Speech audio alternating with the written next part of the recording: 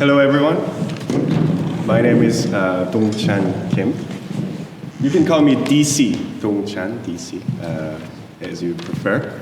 But that doesn't mean that I'm from Washington or the United States. I'm from South Korea, Seoul. I was born in Seoul.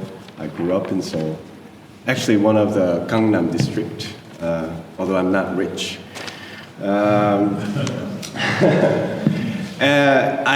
I studied international politics and English back in the college in Korea. I served military as an officer for 3 years, Air Force officer. And then I came here to study theology and religious studies in KU Leuven for 4 years. Now I'm doing, prospectively, I'm doing a PhD in history, focusing on history of religions in Korea.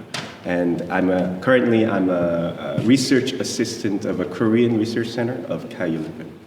And how I came here to present this is actually when Anthony was looking for, oh, there comes my family. Yeah, they're my daughter and son and my wife. So Anthony was looking for someone to explain about history of Korea. And of course he contacted Professor Carbone, Dr. Carbone, the head of the Korean Research Center. And Carbone kindly recommended me to give this presentation. And Anthony was all enthusiastic, even to coming to Leuven to meet me, and like we discussed about the presentation together.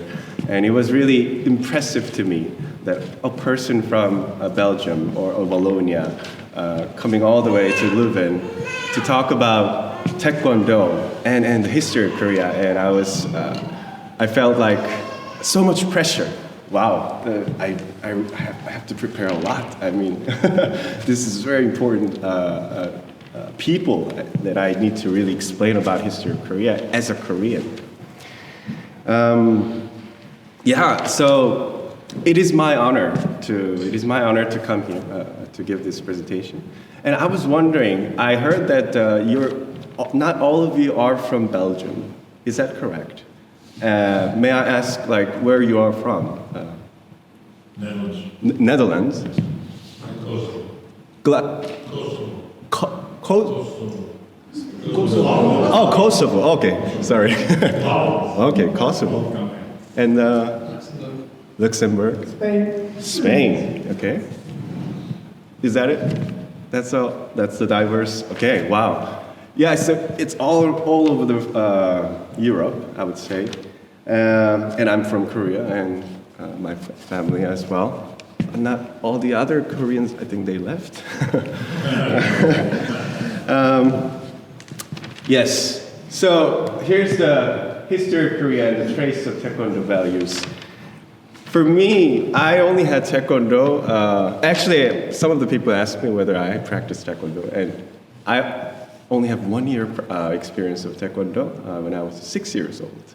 I had Pumti at the time, but I think I got too scared of the master, and then I was afraid to go there often, I guess, and then I apparently stopped going.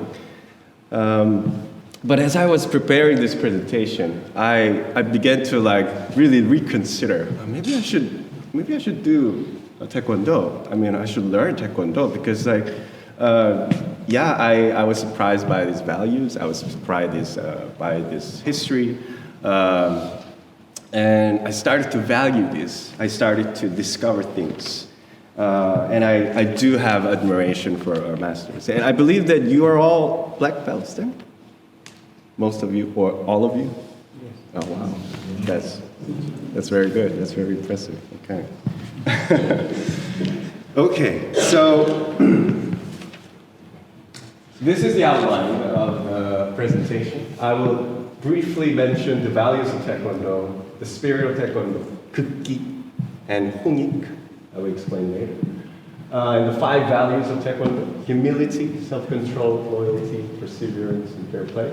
Although I will not explain those values, you must already know. And of course, the other lectures, I'm aware that they will talk about these values even deeper. But my focus is talking about history of Korea. And since I had a degree in theology and religious studies, I will relate these values to the religions in Korea. So for old Joseon, this is like the Neolithic Bronze Age period. Hongi Ingan is the spirit of Taekwondo. And I will talk about shamanism related to that. During the Three Kingdoms period, humility and Buddhism. Goryeo and Joseon period, self-control and loyalty and Confucianism. And the modern period, surprisingly, perseverance and fair play and Christianity. Christianity is crucial to talk about Korea. You cannot understand modern Korea without understanding of Christianity in Korea.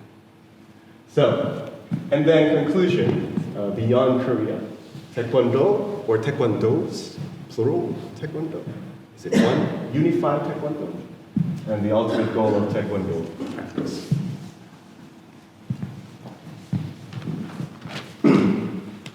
So these two are the spirit of Taekwondo, Kukki and Hongik. Kukki means overcoming the self. Kukki. So this is the self. This is the overcoming, Chinese, classical Chinese character.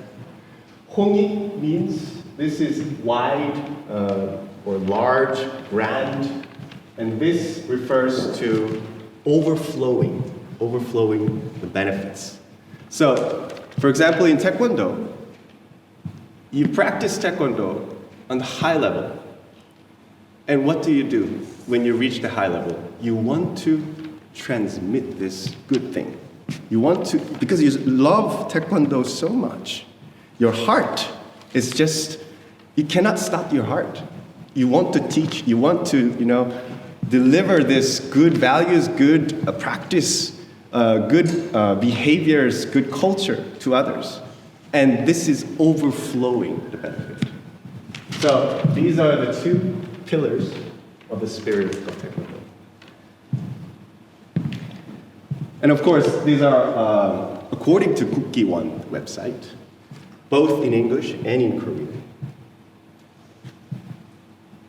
Now, these are the 5 values of Taekwondo. Humility or integrity. Some people say integrity, other people say humility. Self-control, 염치 in Korean, humility. Self-control, 절제. Loyalty, or some people call indomitable spirit. In Korean, 백절불굴. Perseverance, 인내. And fair play or courtesy, or according to Anthony's presentation, it was respect for others. So you have these 5 values. Actually, one of my cousins is also a Taekwondo master. He's 5dan. 5dan. And when I was preparing this presentation, I actually called him. I texted him. So how the spirit of Taekwondo is related to the skills of Taekwondo, the movements of the Taekwondo? And he was trying to explain to me how he does it with his children, with his disciples, students. And he says, actually, the last fair play or courtesy or the respect for others, this is the most important value to him. And why is that so? And he answers that Taekwondo highlights the importance of relationship, the relationship. How this world around you is relational. How we are all connected. This Taekwondo appreciates. That's why you even show courtesy toward the counterpart after Gyeorgu. And even to the master of the counterpart and the jury. All of them involved in the Gyeorgu, you show respect, you show courtesy. Because Gyeorgu is not just about fighting, but It's about learning one's own achievements through others. Through others. So that's why it is actually fair. It's fair to show, to express courtesy toward others, even after losing. Even after losing. So one shall overcome anger, frustration, and failure by keeping courtesy toward others. So Taekwondo is not about just to attack others, but about protecting and achieving oneself. As actually all Pumse starts with a defensive move, as you might already know this.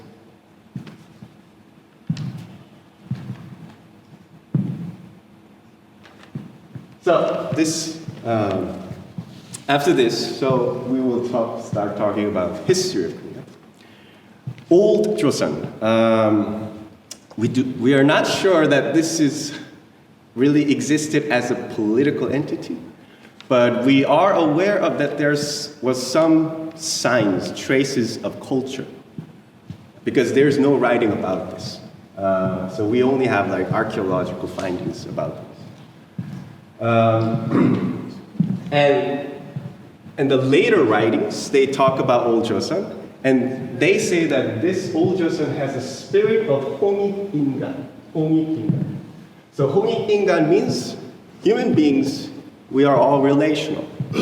We are all connected, we are all related, and that's why we need to share, we need to distribute all the good things to others. We need to benefit others. That's the spirit, that was the spirit.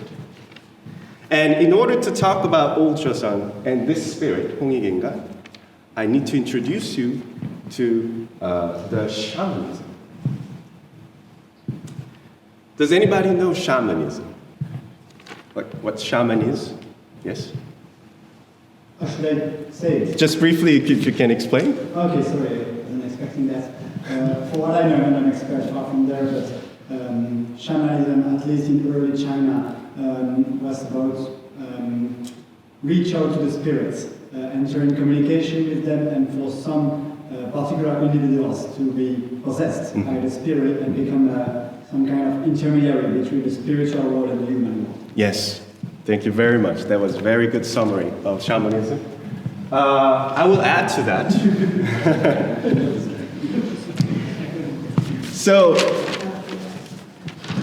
we must trace back to that period. It happened during the New Stone Age, the Neolithic Age. And what is the significant thing about Neolithic Age? Is that there was sort of an enlightenment in humans. That the humans begin to stop be only passively dependent on nature, and they started to make use of nature. So agricultural revolution happened there, and the wealth began to accumulate, and the society began to get larger.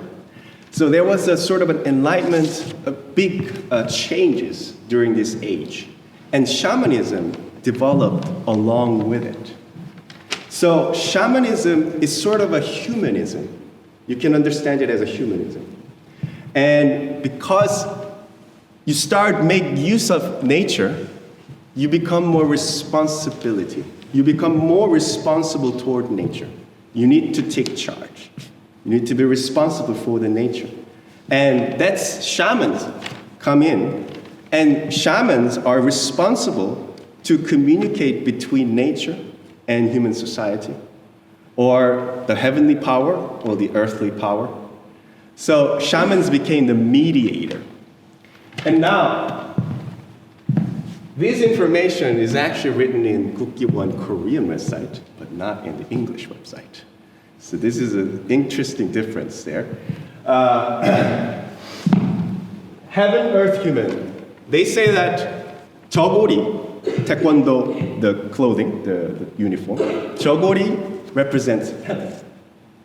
And 바지 represents earth. And 띠 represents human. So 띠 is mediating the heaven and earth. So, and then, there's also another elements of shamanism, which is 5 elements theory, or 5 dynamics, or 5 principles, you call it, whatever. There are 5 elements: metal, earth, tree, fire, water. So shamans, or the ancient people in Neolithic age, they observed this earth, this nature, and they discovered that they have certain cycle. Like metal, they hold earth together.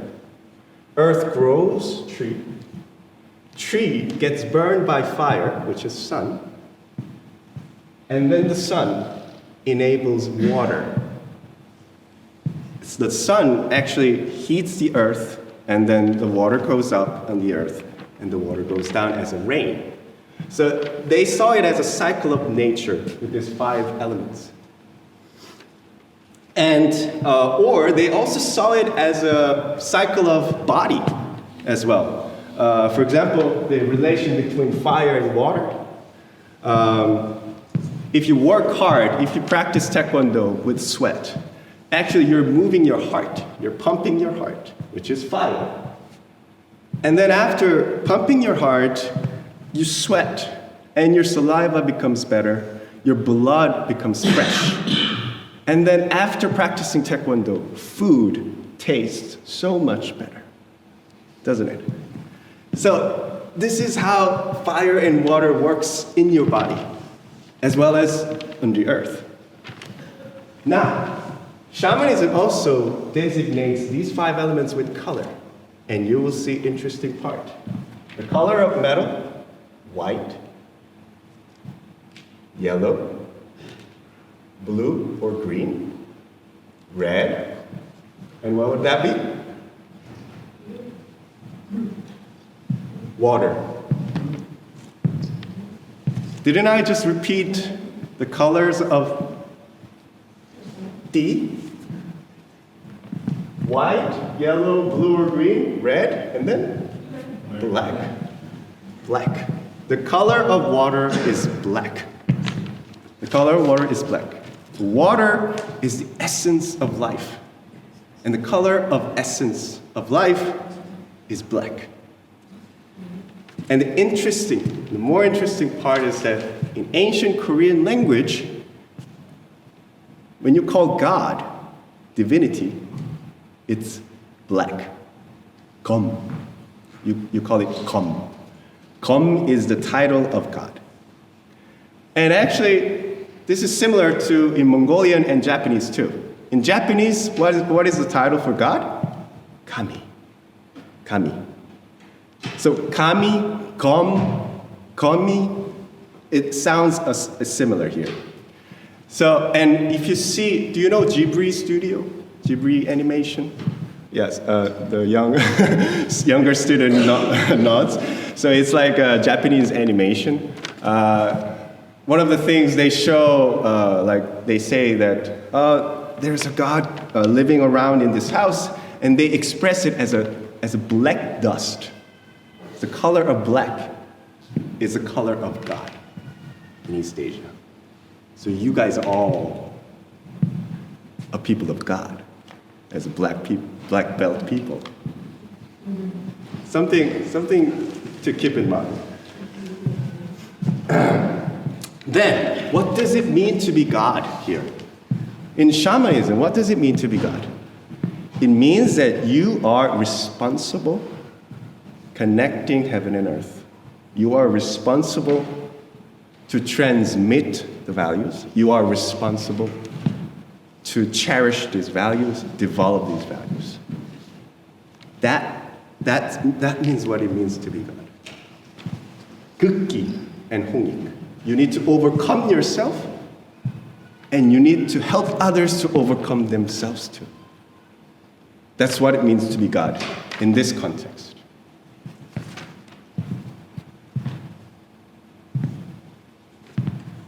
However, this Neolithic revolution, this shamanism, or this agricultural revolution, did not result in peaceful distribution. If you get more, you want more. So people begin to fight. And that's also what happened to Korea. And Koreans, they established many different kingdoms, mainly 3 kingdoms. And during this 400 or 500 years, they never stopped fighting. They just fighting.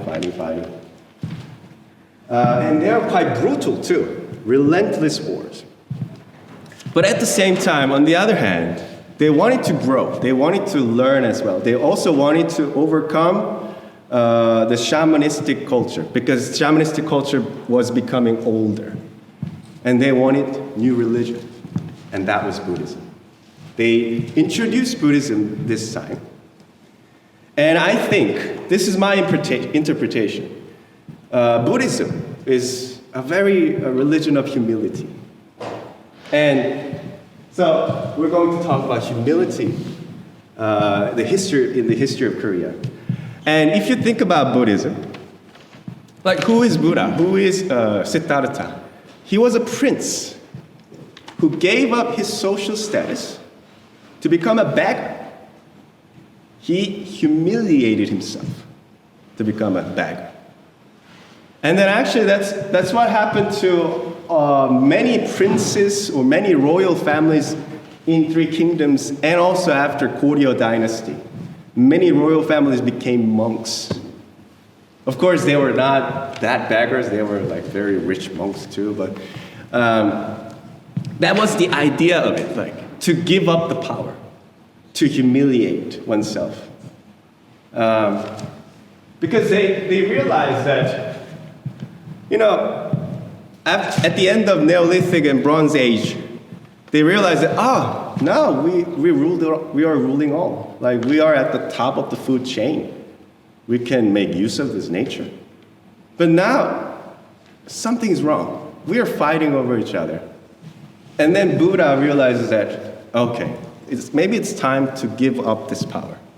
Maybe it's time to go down in this hierarchy and to become a beggar. And Buddha becomes poor to make others' life rich.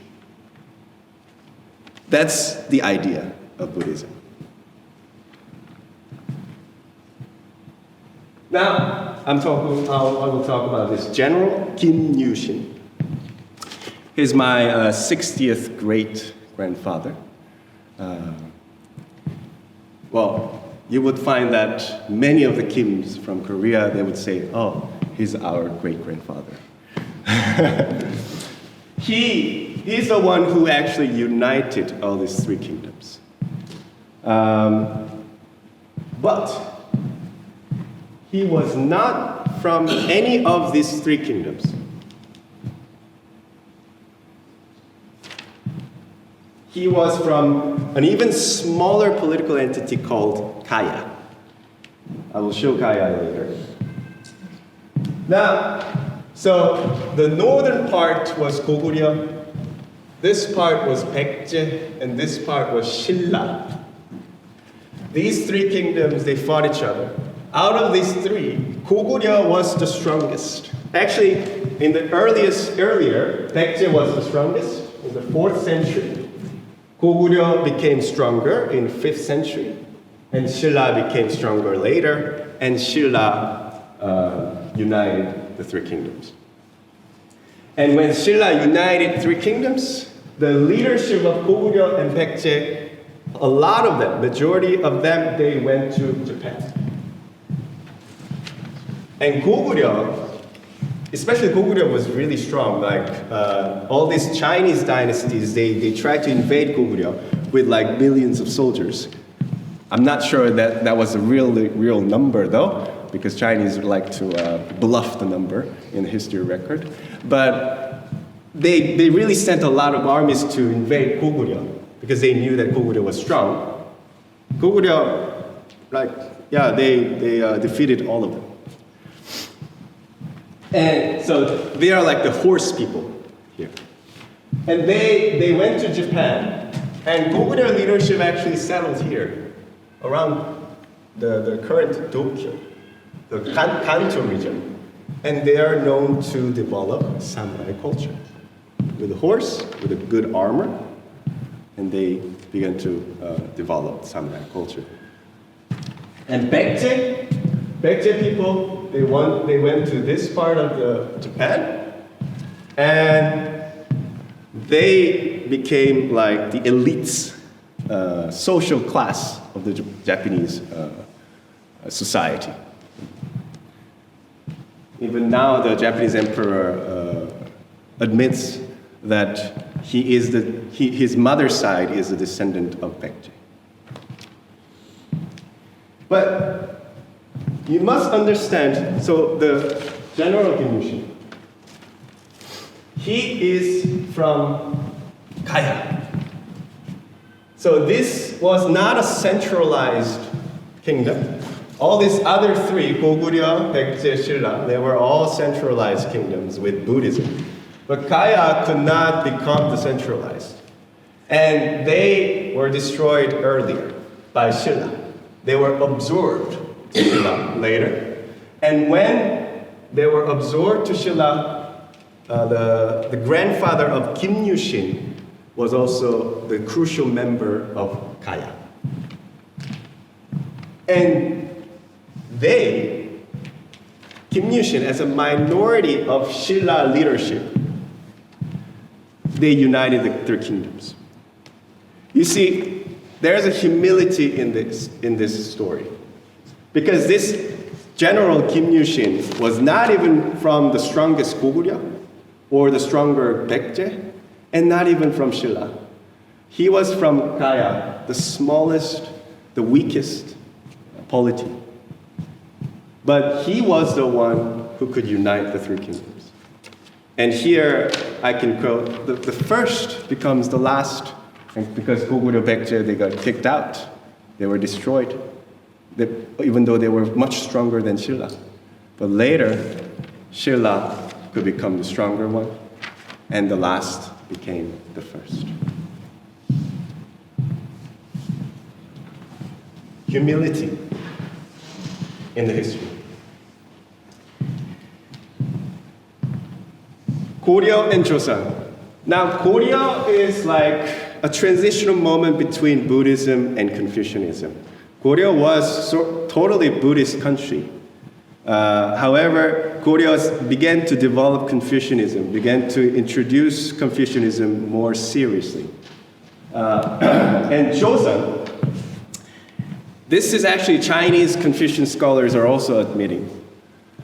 Joseon is the most Confucianized dynasty ever in the history of Confucianism. So the most Confucianized country is not to be found in China. It is actually to be found in the history of Korea. And the two most important values of Confucianism, if I would choose, is that self-control and loyalty, or indomitable spirit. You see, these are the current cash of Korean cash, and they are all Confucians. These two are very famous Confucian scholars. He's the wisest king in Joseon dynasty. She is the wisest woman in Joseon dynasty. That's about 50 euro, 10 euro, 5 euro, 1 euro.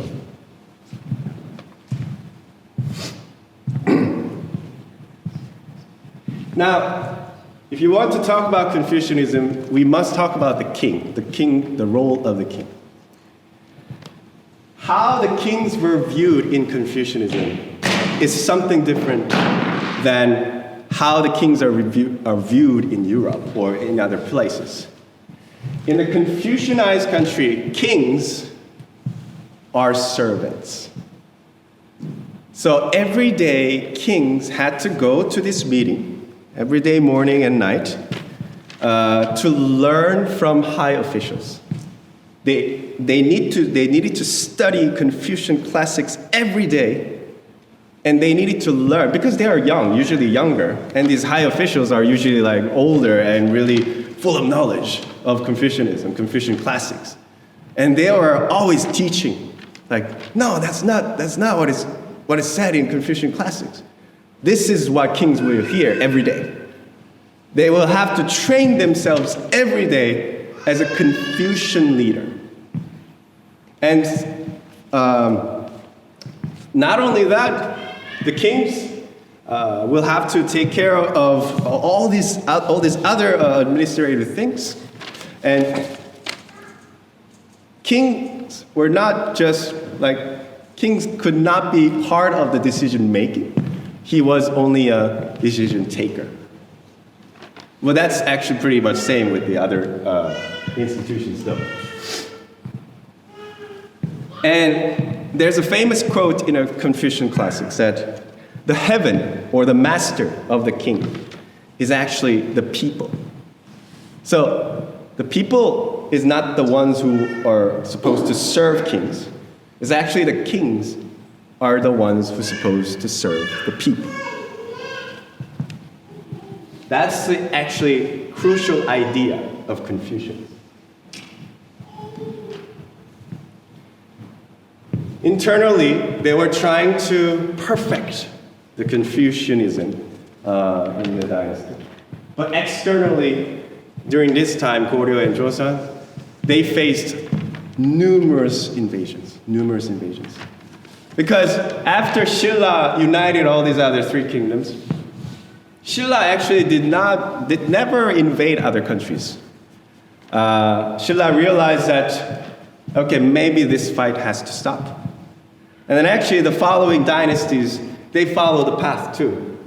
Goryeo and Joseon, they never invaded other countries, but they were only being invaded numerous times by Khitans, Mongolians, Manchurians, Japanese. And we always try to protect this country. Even the monks, these common people, they were all volunteering. They are called the righteous army. So even when the government armies were just abandoning the country, when Japanese or Mongolians came in, all these common people, they rise up and they fought.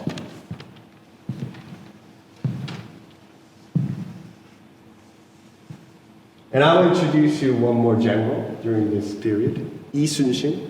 He's still like a national hero to Korea. He was a Navy general. He fought against Japanese in 1592. That was a very difficult time for Joseon dynasty. Lee Sun-shin is very famous because he fought 23 times with Japanese Navy, and he won 23 times. So undefeatable. And if I tell you one story, so he became too popular. So even king was jealous of him. So actually he was imprisoned one time after winning several battles. Some other people, they were jealous of him. They put a false accusation, and then he was imprisoned. And then when Japanese army began to advance even more, king was like, okay, we need to let go of him, and then we need to use him again. And then he got back, and then he went back to the south part of Korea. So this part is full of fields, rice fields. This part are full of mountains. So this part is like a rice storage for Korea. It's very rich land. So if you're a Japanese, which part would you attack first? Which part would you want to attack? Of course, this part. You want to take the resources. So a lot of Japanese army were going around here. And Lee Sun-shin, out of prison, came here, found out that there were only 12 ships. 12 ships against 133 ships of Japanese. And so the kings or the high officials in Seoul, who have no idea about wars, they were just seeing numbers here. Oh, 12 against 133. So you give up there, you join to the other army. So you make yourself bigger and then fight. That's what their orders. But Yi Sun-shin wrote a letter to King. It's a famous letter, it's a famous quote. Dear Majesty, for I still have 12 ships. I will fight. I will fight. And actually, he lured those 130 ships into a very narrow valley here in the seaside. And he destroyed 133 ships with 12 ships. Indomitable spirit. Indomitable spirit. But was he loyal to King? So that's the question of Confucianism here. Was Yi Sun-shin loyal to the king only? I don't think so. I think he was just trying to protect the people. The people here. They will suffer. He knows that they will suffer so much once Japanese take that land. That's exactly what happens during the Japanese colonization, actually. So, the loyalty, the indomitable spirit, shouldn't it be understood as a love for the people then, here, in this case, in this context?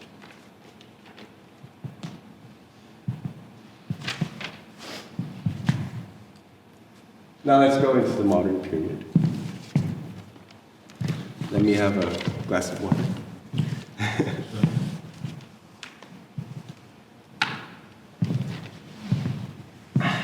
Now, even these values, even this history, could not prevent Korea to get better.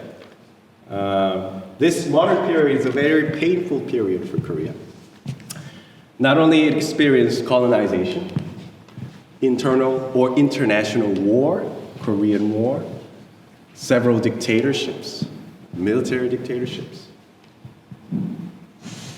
It's about 100 years of painful period, 100 years.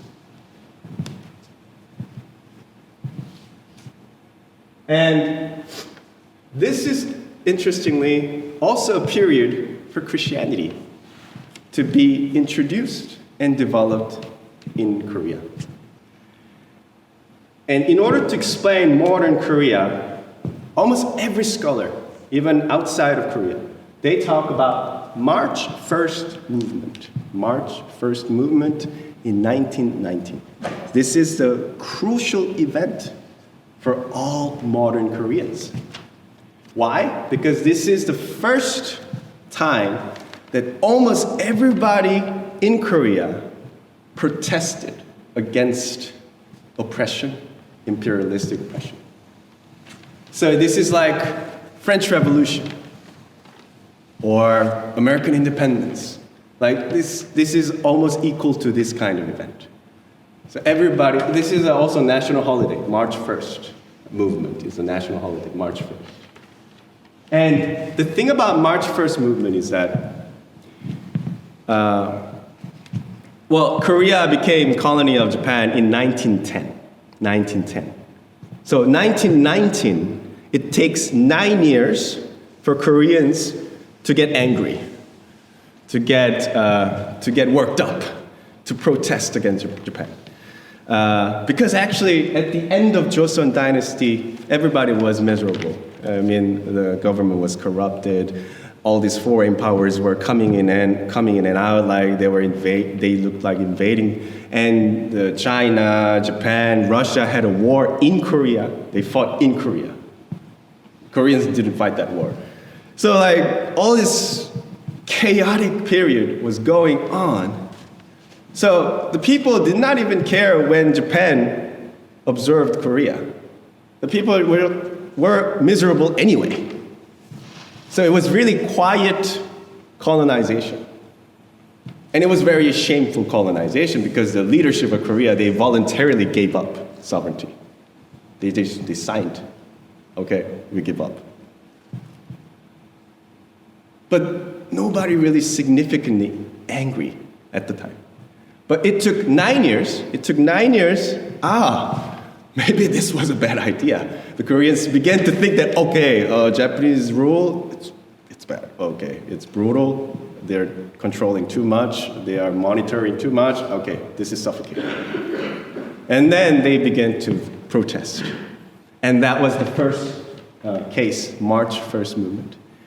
And it was done by mostly Christians. It was done by mostly Christians.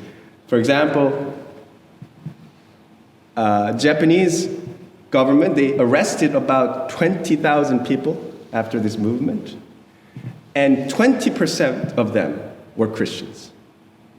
At the first day of the movement, there were 33 representatives claiming independence in Seoul. 16 out of 33 were Christians.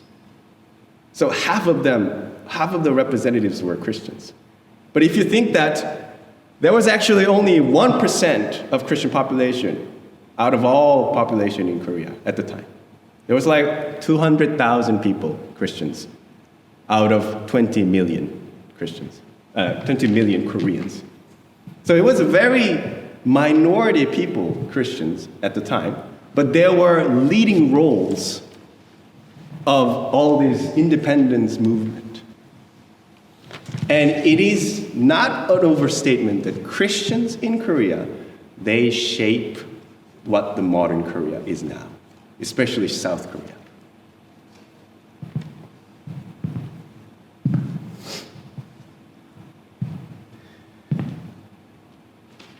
And so, because this modern period was a painful period, it's the time of a perseverance. It's a time of perseverance. And it is the time that people want the fairness the most. This is not fair.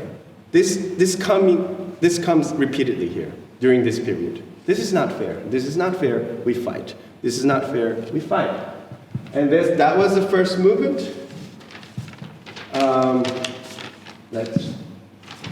And we constantly fight like April 19th revolution, which is the revolution against the first dictator. This is a 1987 revolution. This is a revolution against the military dictator. And this is 2016 Candlelight Revolution. This is a revolution against the corrupted president, Park Geun-hye. And we were able to impeach her. So throughout these 100 years, we kept fighting, we kept persisting, perseverance. And because we have to be fair. We have to be fair now. It's not fair. Colonization, it's not fair. Dictatorship, it's not fair. We need to fight. We need to fight.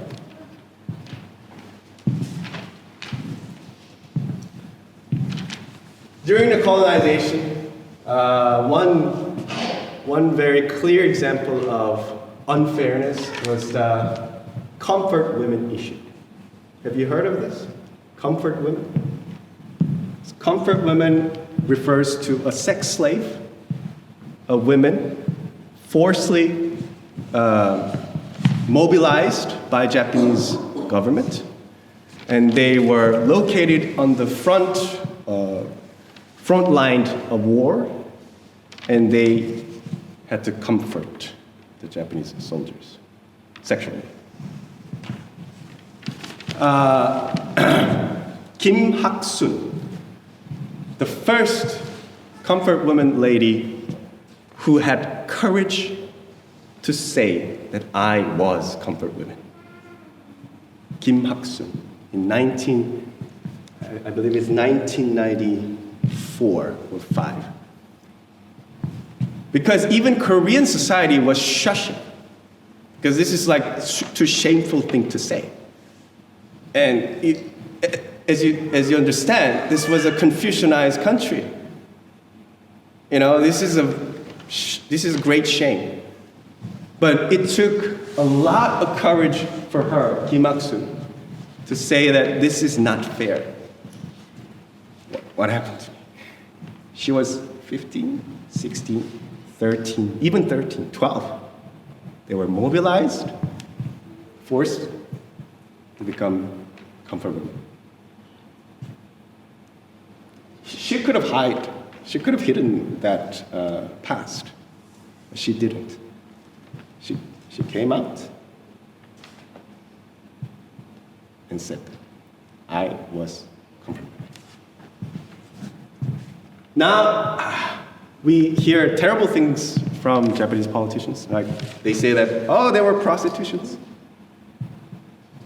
They voluntarily came.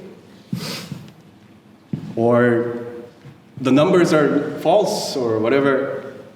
It's like German politicians saying that, oh, those Jewish people, they went for money by going to concentration camp. It's equal. That's an equal statement. They are still fighting right now. Japanese government, the very recent agreement between Korea and Japan was that, okay, we are giving this compensation money for these comfort women, but please stop mentioning this. So which means that I'll give you money, so shut up. No. That's not fair agreement, is it? That's not fair agreement. Fair play. This man, internally, dictatorships was another problem. He was a labor worker. In his hand, it's a law of labor. He wanted to be treated fairly as a labor worker during 1970s and 80s. But he was on the blacklist of all the entrepreneurs. You do not hire him because he makes noises in the company.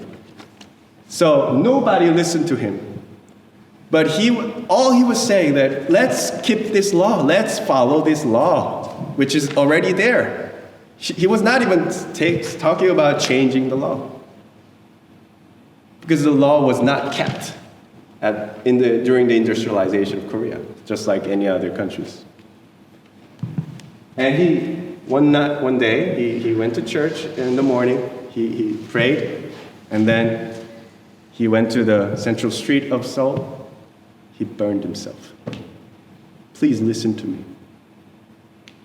And then actually, a lot of labor workers now in Korea, they commemorate him, they remember him, as they always trying to improve the environment of the labor workers.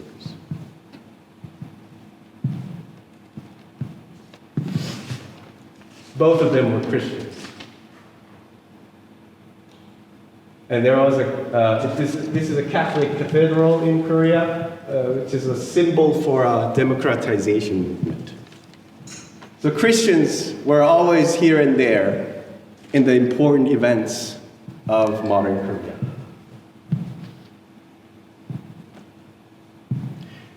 Now, actually, one more thing. So this 2016 Candlelight Revolution was actually mainly because of the 2014 Sewol Ferry incident. Have you heard of this? Sewol Ferry incident in 2014.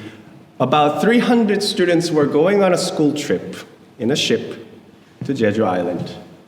And the ship sank.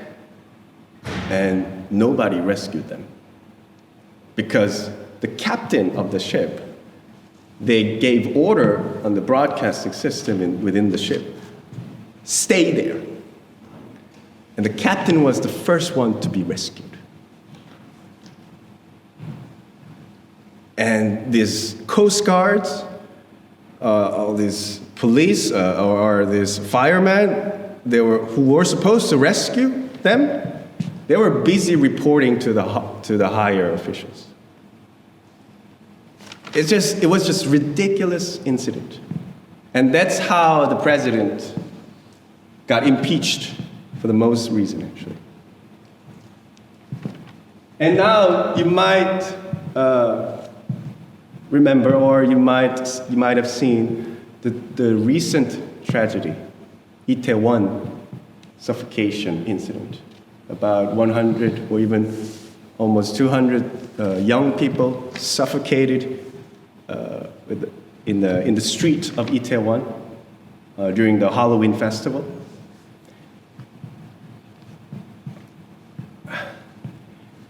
This is not fair. I mean, they were not supposed to die. The police could have done work better. The government could have worked out better. Actually, all this media of foreign media, they were actually emphasizing the role of government here. It was not a coincidental disaster. It was a humanitarian disaster. And we're still saying that to the government too. I mean, to those who are responsible, to those police, to those firemen, to those officials. This is not fair. Why did these young people die? And some of the Christians in Korea, they were even saying like, they deserve to die because they were going there out of lust. They were going to this devil's festival, Halloween festival. You shouldn't go there. This is not something Christians should say. Christians must answer in Korea about these things,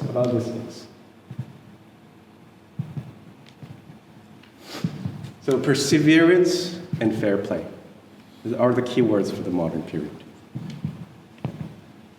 Conclusion, beyond Korea.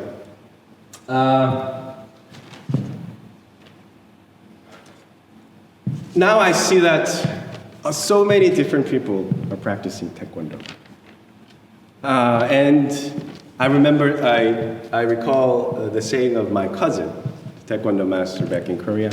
He said a very interesting statement. He said that if there are 100 trainees, there are 100 Taekwondos. Because people are so different individually. So Taekwondo must be different. It may have one spirit, but there are many different contexts. In the other parts of the world, in the other generations, in the other cultures, there's so many differences. So humility, self-control, loyalty, perseverance, and fair play, I just try to relate those values in the context of Korean history. And I wonder how you would understand those values in your contexts, in your histories, in your stories, in your lives. Because it will be realized differently. It will come as differently.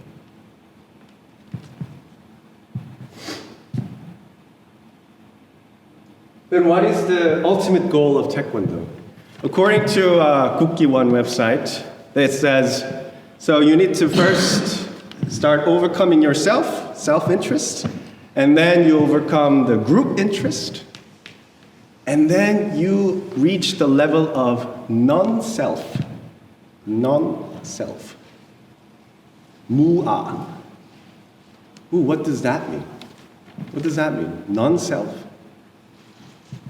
Do you know what that means?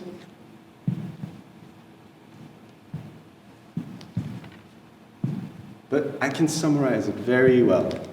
A Korean theologian,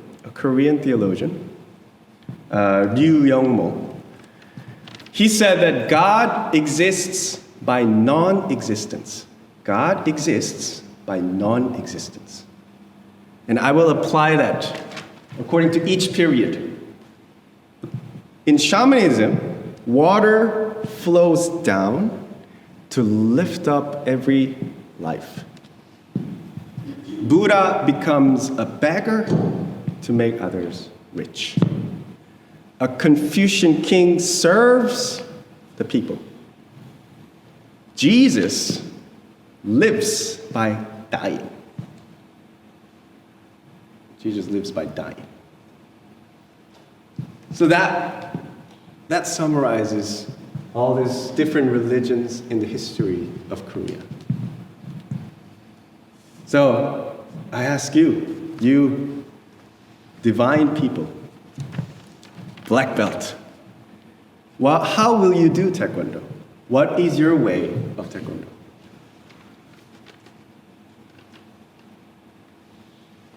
I will finish by this quote. He was one of the influential leaders after the liberation from Japanese colony, but he got assassinated because he was too influential. I have a dream that Korea becomes the most beautiful country in the world. Our wealth should be just enough to make living. Our power should be just enough to protect ourselves. Only thing I wish for is the highest level of culture. Because the power of culture enables our happiness as well as others' well-being. Do you see that's coming? K-pop, K-drama? Is it making you happy? I don't think it's enough. I don't think it's enough. But Korea, if you think about modern Korea, it is the only country who became a developed country out of colony right now in the history. The only country right now. And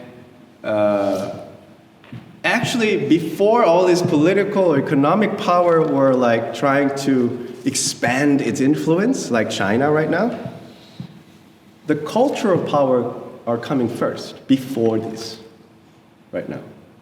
You hear about BTS, Taekwondo, Blackpink, or K-drama first. Before that, like, oh, Korea is so wealthy, Korea is so powerful in the army power or whatever. But China is different, just to compare. China is trying to show off their power, military power, economic power in Africa. Right now, trying to influence this with this power. And they're actually trying to like, how do I say? Put culture as well, Chinese culture.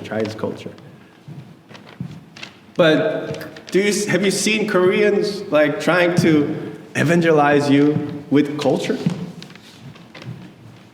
No, like nobody's telling you to watch K-drama. Nobody's telling you to do Taekwondo. No Koreans, at least. But because the culture takes voluntariness. It takes, you cannot force it. You can never force it.